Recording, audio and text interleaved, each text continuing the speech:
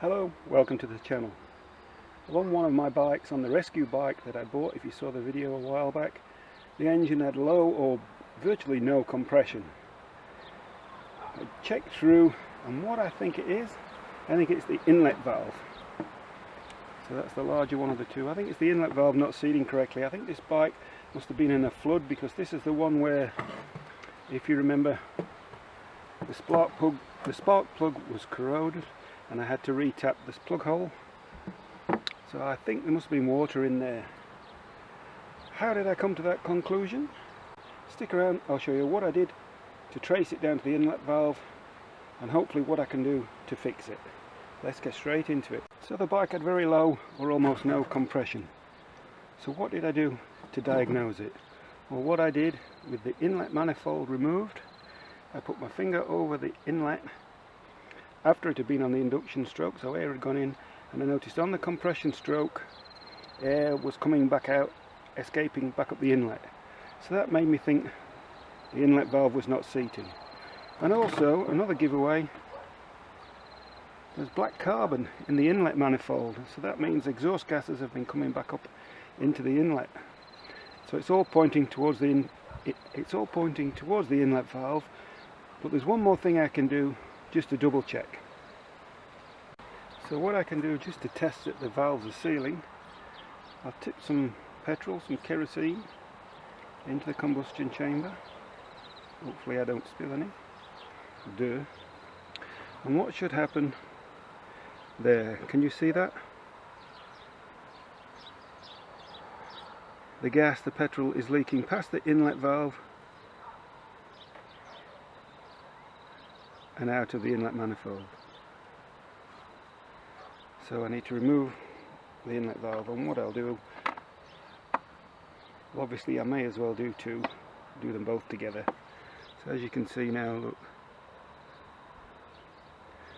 so there's something wrong with the seat on the inlet valve. So to remove the collets or valve keepers, you can use a valve spring compressor. I'm sure many of you old hands will have seen this way. Just a socket, something like that, and a hammer. Give it a good tap and hopefully it will come off.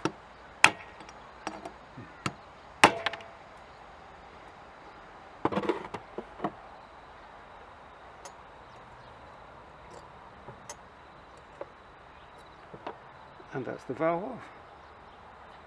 Let's pull the valve out and have a look. It's coming out quite good. I thought it would be really bad.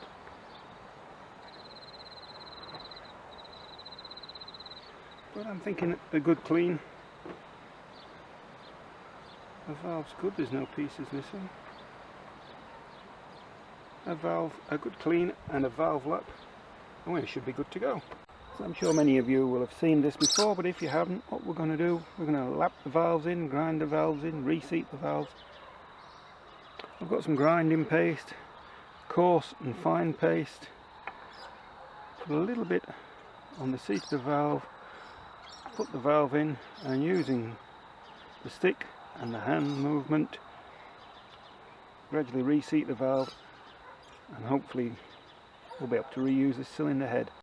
There's only so much you can do on this though. Eventually you will need the valve seat cutting, and that's 3 different angles. I don't have that tool, and if it gets to that stage you'd probably be better off sending your cylinder head to an engine refurbisher. So I've started off with a little bit of coarse grinding paste, making sure not to get any on the valve stem itself. So smear it round as best as I can. Trying to do this so that you can see. Put the valve in the valve guide. I've put some oil on the valve guide, and then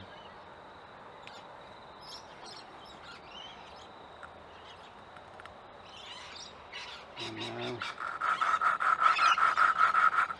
and lift and turn.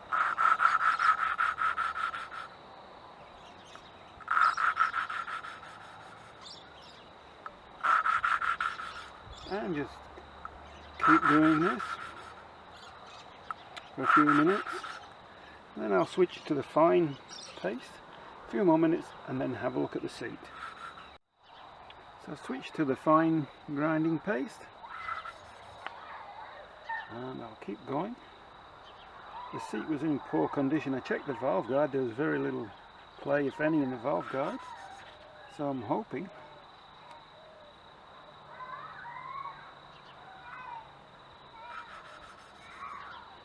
a few more minutes, I should be fine.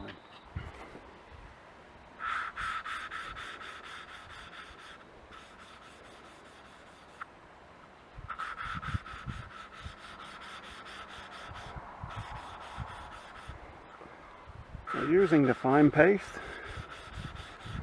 and what we're looking for is a continuous band around the valve of a matte, a dual matte grey finish. As you can see, this is the next day. I ran out of time, I ran out of light yesterday.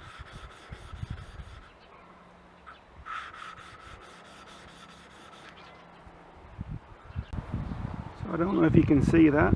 Using my homemade valve compressor, just a clamp and a piece of tube with a slot cut in it, I've held down the spring, slowly dropped the collets in, and now it's just a matter of finally unwinding